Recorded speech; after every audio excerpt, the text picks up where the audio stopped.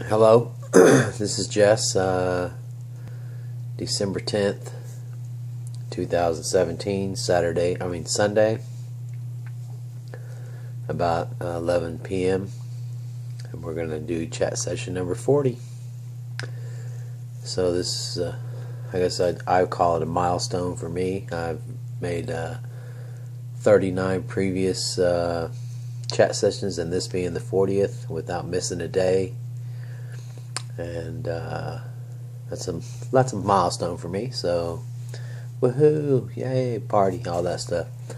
Alright, so we're going to go right into chat session number 40 with the tidbits of history. And we're going to start off with 1901. The first Nobel Peace Prize, the first Nobel Prizes are awarded in Stockholm, Sweden, in the fields of physics, chemistry, medicine, literature, and peace. The ceremony came on the 5th anniversary of the death of Alfred Nobel, the Swedish inventor of dynamite and other high explosives.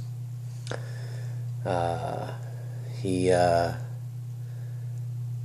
later on became very aware of his inventions being used for killing people, war, that kind of stuff. It began to bother him, and at one point his brother was killed, and the papers were saying that the father of death had died, and they were talking about him. And so Alfred Nobel, when he was on dying, he requested, over the time before he passed away, that a foundation was set up that would lay out money for people each year that did great things for humanity through the different sciences that he laid out. And now it's an every year thing. It's one of the most prestigious, I guess, awards you can get for the field that you're in. And it's a tradition that's been continuing. It comes from his fortune that he made off when he invented dynamite and other explosives like nitroglycerin. They went on to make it safer to use. And of course it was eventually used for war efforts and that kind of thing. But anyway, that's 1901. Now we're going to go to 2006. The San Diego Chargers running back LaDainian Tomlinson racks up his 29th touchdown of the year, breaking the National Football League's record for touchdowns. For touchdowns scored during a single season. He broke the record that was held by Shaun Alexander of the Seattle Seahawks. The 2006 season saw numerous records broken by Tomlinson, including the single-season rushing TD and also the points scored in a single season. So it was a pretty big year for him. Tomlinson also received the NFL MVP for the year and Offensive Player of the Year in the 2006 season. So that's a pretty big deal in the sports world. It was a great year for Tomlinson, and I don't think anyone has broken those records yet that he holds now, but they're sure trying. And it'll be a continuation each season of different players trying to get a hold of some of these records of some of these great players that came through before him. Alright, and so now we're going to talk a little bit about what's going on in the political spectrum. And I just don't understand. Again, I understand, I think, that greed plays a part in a person's motives when they already have more than they could ever want, materially or financially or in other things, and they still want more of that. I think that is called greed. And they're willing to get it no matter how bad they treat other people in the process. And I think that has captured our government. Again, so many people make tons of money just going through their life. They've earned it. They have respectable work ethic. They do things on the up and up. They're not out to harm everybody along the way to get it. But over time,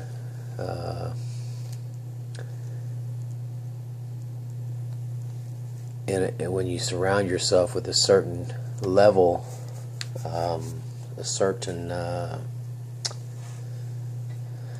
trying to think of the right word,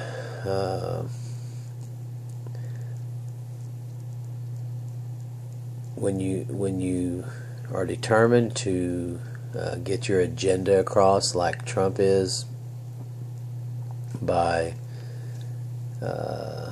lying, deceit, accusing other people of telling lies,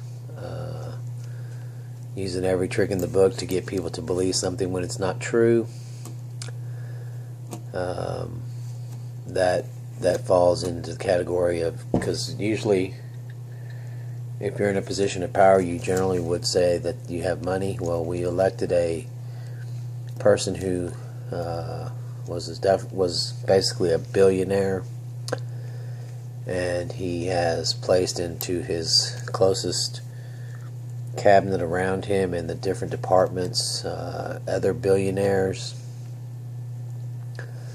other highly influential business people who have connections to billionaires, and they've managed to get this government rolling with people who have really no experience in running a government. They're just very wealthy folks, friends of Trump. And it's a shame that we now have a new tax bill that's been rammed through and modified and changed and voted behind closed doors. I mean, this thing was not passed in a legitimate fashion. If it was, they need to definitely work on correcting that, because I don't think it's legit to have a lot of secret behind closed door sessions, you know, when it comes to something like this that affects 450 million people on the tax roll. And again, the whole time Trump's out there saying, oh yeah, it's for the middle class, and if you look at what it's really for, you'll find that was a lie. And this isn't fake news. This is my reality of what I'm witnessing. I think that they're causing a rift in the way that people that are on the common level, I'm not talking about, you know, billionaires, I'm talking about millionaires. They're common now. It's a common income to make that kind of money. They're the ones who are going to find out that they've been screwed, and then it goes on down to there to what would be the middle class, and then the lower economic scenario as well. I just think it's a shame that we have a country that's so wealthy and so much money flows through our economic system every year in the trillions of dollars, actually. And I want you to take a minute, step back from that, and just listen to what I said. I said, you know, over $1 trillion flow through our economy on a yearly basis, and then you have to turn around and look at your income and see where you stand and see what part of $1 trillion in economic productivity that flows through our country, how much are you actually getting? What's your slice of that pie? It's pretty discouraging when you look at that, of how much money flows through, and then you see how many few individuals are getting the majority of it. I'm not against people making money. I give a crap. What I'm interested in is a fairness and a platform that's put up by the people that are elected to help sustain that fairness for all, because we all in this democracy, and we vote these people in. There shouldn't be a disparity of what's being passed that harms the majority of the people that live here in this country, because most people aren't billionaires. There are more millionaires than ever before, but there's still people that are just going through it every day, making ends meet, getting a little bit here and there, taking a vacation, having a good life, and they shouldn't be penalized by the people that have been blessed with fortune, with good fortune, financially and other ways. There will always be the super wealthy, there will always be the super poor, but I think in a democracy that the United States is the foundation that the United States is built on, I really feel that we need a restructuring, and if it means bringing them all out of there, putting them all out to pasture, setting up new rules that the people vote into place to control the people that are elected into these positions and what they can and can't do. I think they need to have ethics back in place that set rules and limitations on the powers of those people that are in the office.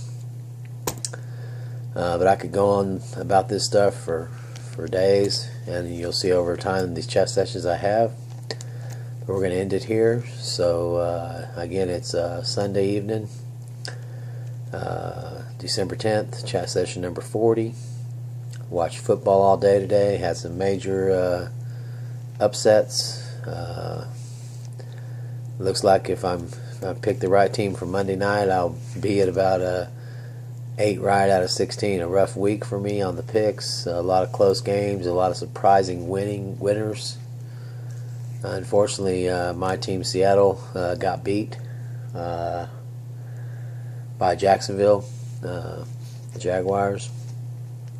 But that's okay. Happens every Sunday. You never know. Sometimes you just never know who's really going to win until the game's over. But anyway, be happy, be truthful. Let's start over. Let's do that the right way. Be truthful, be happy, and let's look out for each other, okay? This is Jess saying good night.